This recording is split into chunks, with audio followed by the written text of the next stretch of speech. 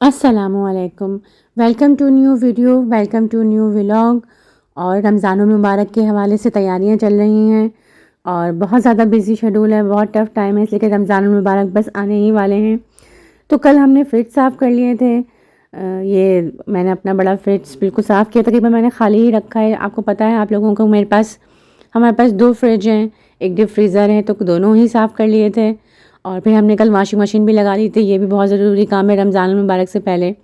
और बस ये अगली सुबह वॉशिंग में, जबकि बहुत थका हुआ दिन गुजरा था कल का, लेकिन जल्दी मैंने झाड़ने का काम कर लिया। अच्छा होता है रमज़ान मुबारक की तैयारी में, बस दिल से ये खुशी हो रही होती है कि आप हर चीज़ साफ़ सुथरी सी हो।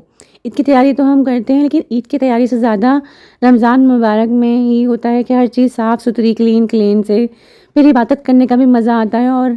और रमज़ान मुबारक को हम बहुत बेहतर तरीके से एंजॉय कर पाते हैं। और ये रमज़ान तो हमारे लिए काफ़ी ज़्यादा मुख्तलिफ़ तरीके से आए। एक तो हमारा शहर बदला है, और दूसरा मेरा तो ख़ैर बहुत कुछ बदल गया है। रमज़ान मुबारक में मुझे अपना ऑफ़िस भी बहुत ज़्यादा याद आता है। तकरीबन सारे ही घर की डस्टिंग बहुत अच्छे तरीके से हो गई थी। और चूँकि कल मशीन लगाई थी, इसके बाद ये पर्दे वग़ैरह भी मैंने कहा हाथ के हाथ लगा दूँ। ये पर्दे भी बहुत अच्छे से देखें साफ़ होके क्लीन हो गए हैं। तो एक पर्दे से कमरे में बहुत ज़्यादा रौनक आती है। और ज़्यादातर मेरे कमरे की जो थीम है, हर दफ़ा मेहरून ही बन जाती है। मैं कोशिश ना भी करूँ, मगर मुझे रेड और मेहरून की थीम पसंद आती है, और मैं रेड और मेहरून या मेहरून गोल्डन, इस तरह के ज़्यादातर पर्दे मेरे हमेशा ही कमरे में रहें। ये मैंने पर्दे लगा लिए थे, लेकिन मुझे थोड़ा ऊपर से, छत पे से थोड़ा डस्ट डस्ट फ़ील हो रहा था, तो मैंने कहा दोबारा से इसको अच्छे से और क्लीन कर लेते हैं।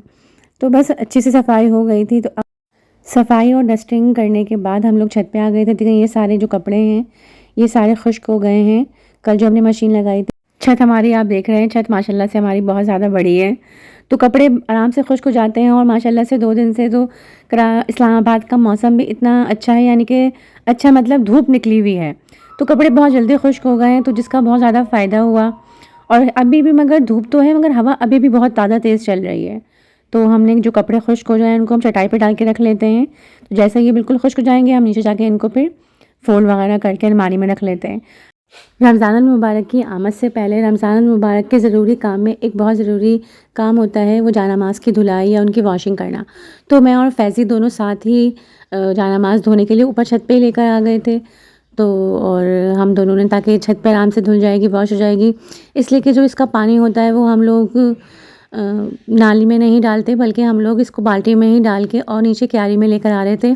तो इसलिए जानामाज़ धोने में बहुत ज़्यादा टाइम लग गया था, लेकिन ये है कि इससे बहुत अच्छा फ़ायदा होता है। ज़ाहिर है आप लोग भी रमज़ान मुबारक आने से पहले ज़रूर अपनी जानामाज़ वॉश करते होंगे, इससे एक ताज़गी और पाकीज़गी का एहसास रहता है। वैसे भी 2 से 3 महीने बाद तो सभी जानामाज़ को धोते हैं, क्लीन करते हैं, लेकिन ये है कि रमज़ान मुबारक से पहले ज़रूरी ये काम होता है, तो इससे एक बहुत अच्छा सा एहसास होता है। तो आप लोग भी अपने घरों में लाज़मी जानामाज़ को धोते होंगे, साफ़ करते होंगे, इसलिए कि बनिस्बत दूसरे दिनों के रमज़ान मुबारक में जानामाज़ ज़्यादा इस्तेमाल होती है। और ज़्यादातर हम लोगों, जो औरतें होती हैं, रमज़ान मुबारक में ज़्यादातर उनका जो काम होता है किचन में होता है, और किचन में ही बहुत टाइम गुज़रता है। तो कोशिश करना चाहिए कि सारे जो ज़रूरी काम होते हैं वो रमज़ान से पहले कर लें, ताकि इबादत के लिए ख़ास तौर पे वक़्त निकाल सकें और ज़्यादा से ज़्यादा वक़्त रमज़ान मुबारक में इबादत में गुज़ारें। और देखिए, इस तरह से आप वॉश करेंगे ना, बहुत आसानी से आपकी वॉश हो जाती हैं जानामाज़। और देखें, ये हमारी जानामाज़ें सारी वॉश हो गई हैं, कितनी प्यारी लग रही हैं। और चूँकि हवा बहुत अच्छी हो रही थी, आज तो धूप भी थी, तो ये जल्दी खुश्क हो गई हैं। और बस आज हमें एक जगह और भी जाना था, इसलिए कि जो लोग हमें पुराने मेरी वीडियो देखे हैं, उनको पता है कि जब हमारा पुराना घर था कराची में, तो हमने वहाँ पे बहुत सारे गमले लगाए हुए थे। तो मुझे और अज़रा को, दोनों को ना बहुत ज़्यादा शौक़ है गमले का, लेकिन यहाँ पे जब से आए हम लोग गमले ख़रीद नहीं सके। तो मैं और अज़रा अभी जाएंगे, आमने को छोड़ेंगे कोचिंग पे, और फिर हम वहाँ से जाएंगे नर्सरी। एक नर्सरी वहीं आमना की कोचिंग के रास्ते में ही है, तो वो मैंने देखी थी, तो मैं अज़रा को भी लेके जाऊँगी। बस ये और मैं और अज़रा आए थे यहाँ से, तो हमने कहा था कुछ प्लांट लेंगे और रमज़ान से पहले ही प्लांट भी लगाएंगे अपने। लेकिन हमें ऐसे ही प्लांट लेने थे, जो बहुत ज़्यादा बड़े नहीं लेने थे फ़िलहाल के लिए। फ़िलहाल हम ऐसे ही जो हैंगिंग फ्लावर होते हैं या हैंगिंग पॉट में होते हैं, उस तरह के फ्लावर लेने थे। नर्सरी बहुत बड़ी थी, और यहाँ पे आके तो इंसान थोड़ा कंफ्यूज हो जाता है कि क्या लें और क्या नहीं लें। बहुत अच्छी और बड़ी थी। और देख रहे हैं आप, हर तरह का आपको यहाँ पे प्लांट मिल जाता है, बीज भी मिल जाता है। काफ़ी सारे बीज भी लिए। इस जगह ज़रा को तो बहुत ज़्यादा शौक है, और उसको आइडिया भी बहुत ज़्यादा है कि कौन सा बीज लेना चाहिए और कौन सा किस किस चीज़ में खाद में डाल के किस तरह से उसको ग्रो करना चाहिए। तो यहाँ से हमने काफ़ी ज़्यादा प्लांट लिए और इंशाल्लाह वो नेक्स्ट वीडियो में मैं आपको दिखाऊंगी कि हमने कौन से प्लांट लिए हैं और कहाँ-कहाँ घर में लगाए हैं।